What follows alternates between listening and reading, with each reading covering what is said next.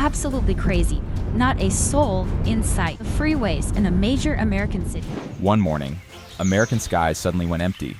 Just because an entire country decided to stop, airports went quiet, hotels in Florida stood empty, rental cars in Vegas were untouched. What's really going on? A sudden reaction, a quiet tension, or the result of something building for years between two once close nations? Canada just halted all flights to the US. But this isn't just about travel. It's a sign of something far bigger, about power, money, and what happens when neighbors start to grow cautious. This is the Downturn Report, where the truth gets personal. And today, we will analyze how your life affected when Canada just boycotted all flights to America. Number 1, the spark. Not every fire begins with smoke. Some begin with silence, the kind that lingers right before something breaks. The tension between the two nations didn't start with airlines. It started with numbers on a policy sheet and a steel shipment no longer welcome. In early 2025, the United States slapped a sudden 25% tariff on Canadian steel and aluminum. What came next wasn't just a line of angry headlines, it was a shift. Subtle at first, but unmistakable. Washington called it strategy. Ottawa saw betrayal. The response from Canada wasn't loud, but it was precise. Economic consequences came in waves. Flights were the first to fall. Then, trade deals went cold. Tourism began to collapse. But beyond the visible disruptions, something deeper broke: trust. Over 90% of Canadian citizens began supporting a long-term move away from American trade dependency. It was a pivot. One generation's alliance became another generation's cautionary tale. Suddenly, restaurants in Seattle were half empty.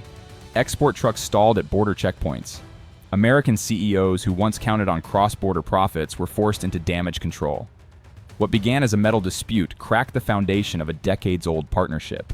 It was no longer just about steel, it was about respect. And now, the skies are quieter. Planes that once flew daily between cities like Toronto and Chicago now sit on tarmacs, unused. One spark lit a fire that's still spreading. The smoke isn't always visible, but for families who relied on cross-border jobs, on Canadian tourists, on easy trade, the burn is real. What happens when your most trusted neighbor decides to walk away? What's lost isn't just money, it's familiar.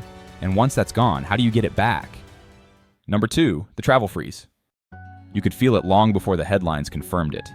A missed flight here, a canceled reservation there, rental cars parked in long rows with no one left to drive them. A silent unraveling. It didn't happen in a loud, sweeping moment. It happened slowly, like a faucet dripping, then bursting. The collapse of cross-border travel between the United States and Canada in early 2025 wasn't just a story about planes or policies. It was the quiet destruction of habits, memories, and relationships built over decades. And for millions of families, it changed everything. By March of that year, flights between the two nations had plummeted by over 70%. Highways once busy with Canadian tourists heading south grew quieter with each passing day. In Buffalo, New York, airport staff watched as passenger numbers fell off a cliff. In Niagara Falls, souvenir stands shut down not for the season, but for good. What disappeared wasn't just travel, it was trust. It was tradition. It was the certainty that no matter how hard life got, the border would always be open for a break, a bargain, or a reunion. Ask any retiree from Ontario who spent their winters in Fort Lauderdale, or a family in Alberta who made an annual pilgrimage to Disneyland. Or even a small business owner in Detroit who relied on weekend shoppers from Windsor. These weren't luxuries, they were anchors in people's lives. When those routes shut down, the loss wasn't counted in dollars first. It was felt in birthdays missed, in empty guest rooms, in storefronts left unopened on Saturdays. And the cause? It wasn't weather, it wasn't fuel, it was something far more human. In response to a wave of steep US tariffs on Canadian steel, aluminum, and timber, Canada made a decision that would ripple through both countries: a consumer-level boycott of American travel. This wasn't dictated by politicians in Parliament, it was demanded by the people. Over 90% of Canadians, according to a February survey, wanted reduced economic ties with the US, and the travel sector was the first to bleed. Air Canada and WestJet pulled routes. Tour operators canceled American itineraries. Bookings dropped 40% within weeks. The land border saw a stunning decline of 25% in Canadian vehicles crossing into the US, a drop that hasn't recovered. And this wasn't temporary. What started as protest hardened into resolve. Whole industries felt it. Disney specialist travel agents in Toronto lost clients overnight. Buses that once ferried shoppers to Buffalo's outlet malls were rerouted or retired. In Vancouver, tour guides laid off staff. And in American towns that once thrived on this invisible artery, Niagara Falls, Syracuse, Burlington, the oxygen was gone. Even local diners noticed the shift. Tips dropped. Wait times shrank. Streets that once welcomed streams of out-of-town plates now stood still. But this story doesn't stop at tourism. Real estate began to crack. In Florida, homes owned by Canadian snowbirds flooded the market. One Fort Lauderdale realtor described 35 Canadian listings in a single neighborhood, and not a single new buyer from the north. These weren't investment properties. These were second homes. Cherished retreats, now seen as liabilities. Canadians were not just skipping a season.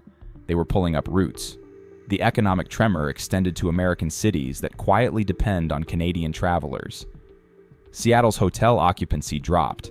Las Vegas casinos reported record lows in foreign visitors. Orlando's theme park economy, already strained, braced for billions in losses. The U.S. Travel Association warned that even a 10% drop in Canadian tourism could cost billions. This was 70%. And yet, the silence continues. Because this isn't about flights anymore. It's about feeling unwanted. About a border that doesn't feel open, even if it technically is. It's about the slow unraveling of a relationship that once seemed unbreakable. Americans and Canadians built something rare, casual friendship through commerce, through familiarity. Now that's being tested in the coldest way possible. And so we ask, what happens when a connection built not by treaties but by trust is suddenly abandoned? What fills the space between two countries when the people who once moved freely begin to stay home by choice? The damage is still being measured. But one thing is clear: when travel froze, so did something deeper, the idea that some things were untouchable. And if even the bond between neighbors can break like this, what else might follow? Stick with us. Because in the next chapter, we explore what happens when the collapse spreads beyond the airport, touching schools, clinics, and grocery shelves in ways no one thought possible. Number 3, United States tourism revenue plummets.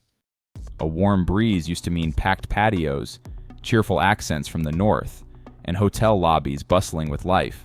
Today, that same breeze drifts across empty decks and dimmed storefronts in spring break towns across America. The question no one wants to say aloud now echoes through hotel hallways and diner kitchens. Where did everyone go? Here's the answer they fear most: Canada left. Not slowly, not quietly, but in a sudden, collective decision that reshaped an entire economy. In early 2025, Canadian tourists vanished from American cities in historic numbers. Not because of war, not because of a pandemic, but because of principle and protest. It started with Washington's tariff hike on Canadian goods, aluminum, steel, and timber. Ottawa didn't fire back with more tariffs. Instead, the retaliation came from the wallets of Canadian families. Millions of them simply stopped coming. Snowbirds canceled their winter plans. Travel agents halted U.S. packages. And the silence that followed has cost the United States billions. Let's begin in Florida, sunshine capital of the continent. Once a yearly escape for more than 3 million Canadians. They weren't just passing through, they were renting condos for weeks, teeing off on private golf courses, dining in seafood restaurants, and pouring dollars into Disney. But by March of 2025, a Quebec-based travel firm revealed a 60% drop in Florida bookings. Car rental lots once overbooked for Easter now sat untouched. Condo listings ballooned. Even theme parks, built to weather recessions and hurricanes alike, couldn't dodge this storm from the north. Las Vegas, same disaster. The neon oasis that once welcomed Canadian bachelor parties and poker tourists alike is now watching entire blocks of hotel rooms remain dark. Casinos scaled back entertainment schedules. Airport arrivals from Canada dipped by over 70%, and none of this is temporary. According to the United States Travel Association, just a 10% dip in Canadian tourism would strip more than $2 billion from the American economy. What happens when that number reaches 75%? The short answer, over $4 billion gone and possibly more. And these aren't just numbers, these are jobs. Hotel housekeepers in Orlando sent home early, tour guides in California's wine country losing their clients, rental car companies in Buffalo cutting fleets in half, ground transportation businesses in Detroit, Seattle, and even Phoenix are facing layoffs they never saw coming. In Arizona, a different kind of alarm bell is ringing. In towns that catered for decades to Canadian retirees known as snowbirds, the economy is slipping into something closer to panic.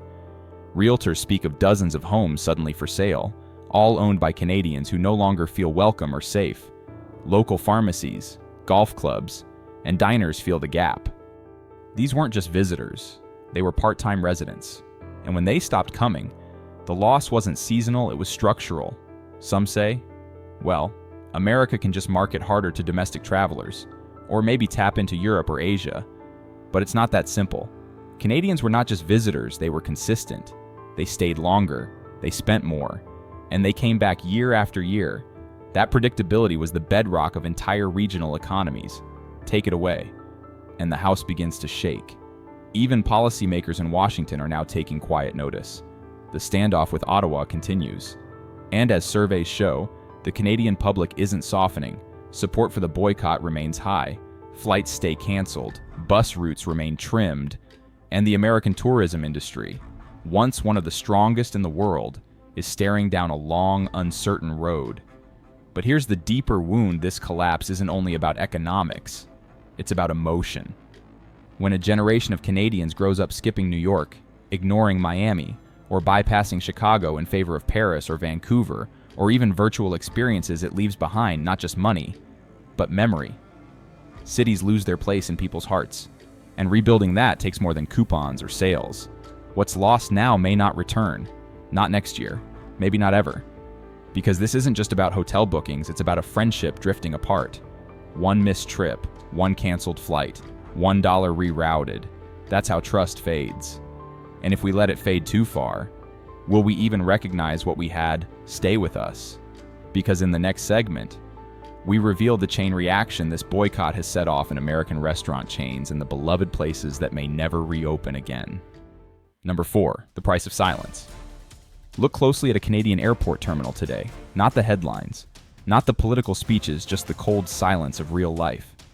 Fewer gate calls echo overhead. More seats remain untouched at the boarding gates. Travel kiosks blink quietly, like museum exhibits no one wants to visit. And for every flight that no longer departs for the United States, there is a story one about economic pain, unraveling connections, and a decision that few believed would hit so hard. When Canada announced its boycott of all non-essential travel to the United States in early 2025, it was a national act of protest. On the surface, it seemed bold, necessary, a symbolic stand against the rising trade tensions triggered by American tariffs on Canadian steel, timber, and aluminum. The country stood united in principle, but no one truly foresaw the tremors that would rattle Canadian businesses, workers, and retirees from coast to coast. This wasn't just symbolic anymore, this was real. And the numbers don't whisper, they scream. Let's begin with Canada's aviation industry. Airlines like Air Canada, WestJet, Flair, and Porter built their models on the North American corridor. Flights from Toronto to Tampa, Calgary to Phoenix, Vancouver to Las Vegas weren't just travel options, they were the financial backbone of the industry. They catered to tourists, retirees, corporate conventions, and weekend gamblers. By April 2025, Air Canada reported a jaw-dropping 41% drop in US-bound passenger traffic. WestJet was forced to ground entire routes. Airline profits collapsed. Pilots saw their schedules frozen. Mechanics and baggage handlers were quietly offered early retirements or severance packages. And the pain didn't stop with the big names. Smaller regional airports from Halifax in the east to Saskatoon in the prairies had long depended on US-linked flights to stay relevant. Without those daily departures, many of these airports are now bleeding funding, struggling to justify their operating costs. For some, the future looks increasingly bleak. Fewer flights mean fewer passengers, and fewer passengers mean vanishing economic lifelines for entire communities. Then there are the travel agencies. Once bustling hubs of excitement and planning, these businesses have become quiet offices full of empty chairs. Agencies across Montreal, Toronto, and Vancouver that once booked hundreds of Disney family vacations, Arizona golf trips, or Las Vegas packages each season are now confronting a harsh new reality. By March, some reported a 75% drop in U.S. bookings. Others have laid off up to half their staff. Some closed entirely. Canadian travelers aren't just postponing trips, they're fundamentally rethinking them. Domestic tourism has seen a slight rise, and destinations like Europe and the Caribbean are being reconsidered. But what's been lost is the rhythm of familiarity, those easy, automatic cross-border trips that once defined the Canadian experience. And it goes deeper still, each winter. Hundreds of thousands of Canadian retirees, affectionately known as snowbirds, migrated to warmer climates in Florida, Arizona, and California. But in 2025, that migration pattern was shattered. Instead of boarding planes south, thousands of retirees sat still and many decided to sell. One Toronto-based investment firm revealed that inquiries to sell U.S. vacation homes by Canadians surged more than 300% in just 60 days. The reason's simple. The dream no longer made sense. If you can't travel freely to your American property, why keep it across the southern United States? Real estate agents are now flooded with listings once owned by Canadians' beach condos, golf villas, desert homes now sitting unoccupied or steeply discounted.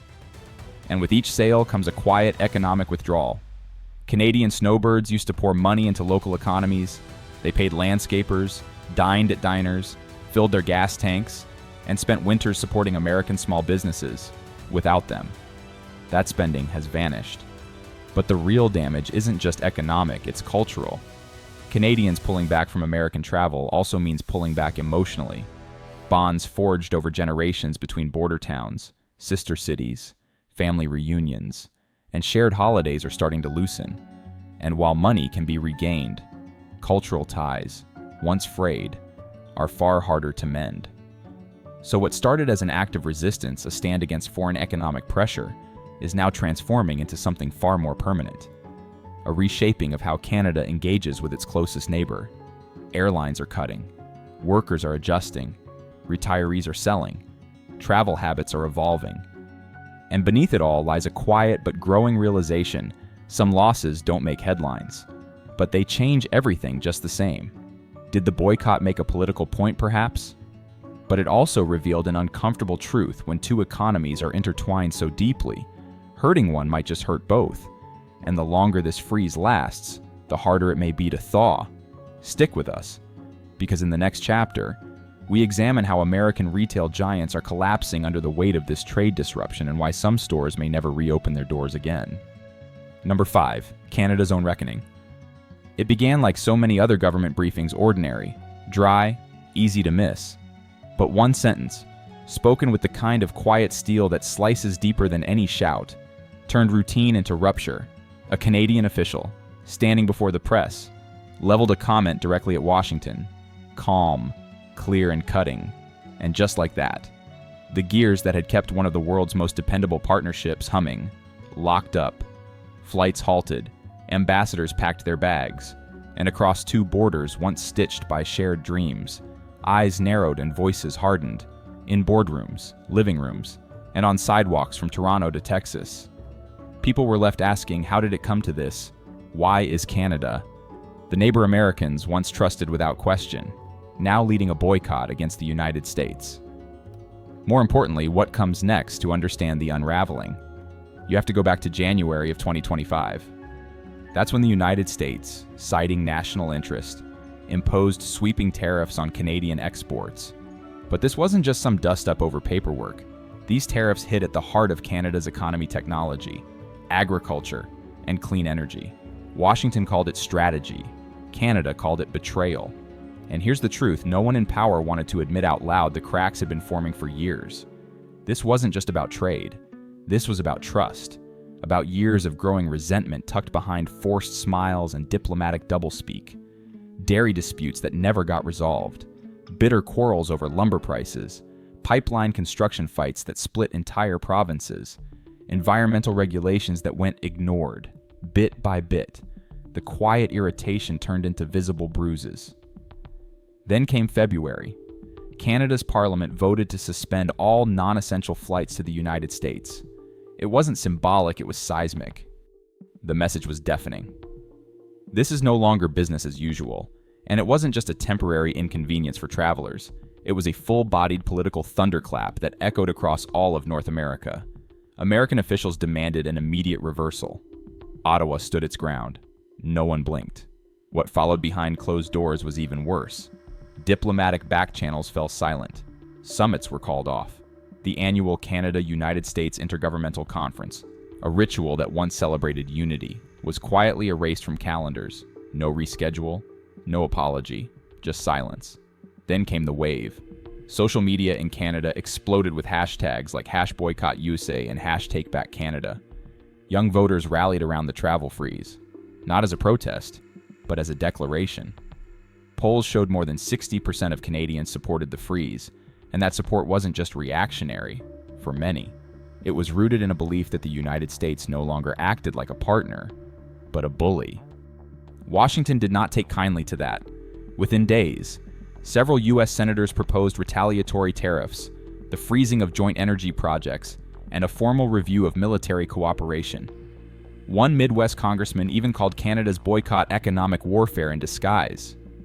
But these skirmishes over tariffs and flights masked something deeper, something far more dangerous: the collapse of faith. For generations, the bond between these two nations wasn't just about business, it was about identity. Border towns flowed like shared cities. Families crossed between states and provinces like weekend getaways. You didn't think twice about hopping over to see a cousin or grab a better deal on lumber. Now every checkpoint feels like a confrontation. As one Canadian diplomat put it off the record, of course, we're not just renegotiating deals, we're renegotiating who we are to each other. And that's the part no one dares say too loudly when relationships fall apart. The damage isn't measured in taxes or tariffs, it's measured in trust lost. And once that's gone, everything else gets harder. Experts are warning that if this spiral continues, we could see even more dangerous consequences: joint military drills postponed or scrapped altogether, slowdowns at key ports, visa freezes, and an end to decades of environmental cooperation. This isn't paranoia, it's a preview. And the most chilling part, there's no clear way out. Both sides are digging in. Politicians are speaking to their own voters, not each other. National pride has replaced common sense. And unless someone steps forward soon to change the tone, this standoff won't stay diplomatic.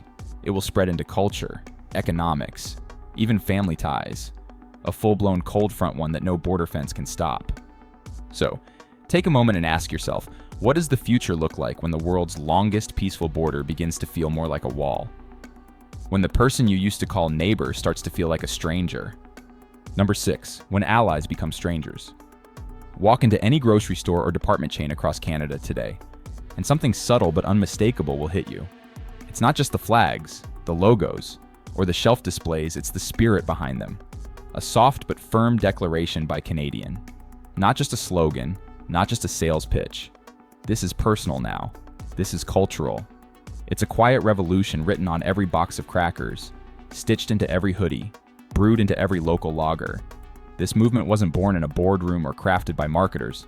It erupted raw and real in the weeks after the diplomatic storm broke out, when Parliament pulled the plug on flights to the United States, and when bitter words bounced back and forth between Ottawa and Washington like cold steel. Something shifted in the Canadian soul. A line had been crossed, and instead of marching in the streets, Canadians did something quieter and maybe more powerful. They changed how they spend their money. A recent national survey conducted by Ipsos revealed a stunning shift.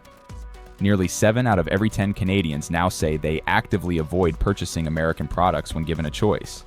Not out of spite, but out of principle. They're not just protesting, they're pivoting. In the face of strained diplomacy, trade tension, and travel boycotts. Many Canadians are saying, let's look inward, let's take care of our own. That change is visible everywhere. Produce sections now feature bold Grown in Canada banners. Independent retailers proudly display maple leaf logos next to every locally made item, and Canadian manufacturers, many of whom struggled for years to compete with cheap US imports, are suddenly seeing record-breaking demand. Products that once gathered dust are now flying off shelves not because they're cheaper, but because they're ours. From farm-fresh cheese in British Columbia to smartphone accessories made in Nova Scotia, consumers are choosing homegrown. They're choosing familiar. They're choosing Canada. Even in industries where American influence once seemed untouchable: music, streaming, even beer, the winds are changing. Canadian artists are climbing domestic charts like never before. Local microbreweries are expanding their reach as demand for domestic pints skyrockets. Movie theaters are seeing surges in Canadian film attendance. In a single season, loyalty has pivoted not with fanfare, but with purpose. Retail giants are taking notice too. Several major chains have revamped entire aisles to showcase Canadian-only lines. Marketing teams are leaning into national pride like never before. A department store in Toronto recently launched a campaign with the simple, striking tagline, "We build here, we buy here, we belong here." The sentiment is spreading far beyond urban centers. It's reaching the rural co-ops, the family-owned diners, the mechanic shops that never cared for politics but cared deeply about self-reliance. What started as a diplomatic tit-for-tat has evolved into a cultural reckoning. This isn't just about goods and services anymore. It's about identity. It's about independence. For many Canadians, it feels like the start of a long overdue awakening, a reevaluation of what it means to rely on others, and what happens when that reliance turns brittle. Behind closed doors, analysts and economists are scrambling to measure the long-term impact. Could this fracture in North American economic cooperation become permanent if Americans start to feel the sting of lost exports and waning influence north of the border? Will they blink, or will this cold front harden into a frozen wall? We don't know yet, but what's crystal clear is that Canada is no longer waiting. From coast to coast, citizens are signaling something profound. If the world's longest friendship is faltering, then it's time to stand on our own 2 feet. So what does this mean for the average American consumer, or the everyday Canadian farmer? It means the old rules of neighborly exchange are being rewritten in real time, not by politicians, but by people, by wallets, by choice. It's not a war, it's a withdrawal, a slow but deliberate recentering of national values in everyday life. And if this trend continues, it may mark the beginning of a generation that grows up knowing Canada not just as America's northern neighbor, but as a fully distinct cultural and economic force, determined to thrive with or without U.S. approval. If this glimpse into Canada's cultural pivot stirred something in you, stay tuned, because what's coming next in this story might just redefine what Made in America means to the rest of the world.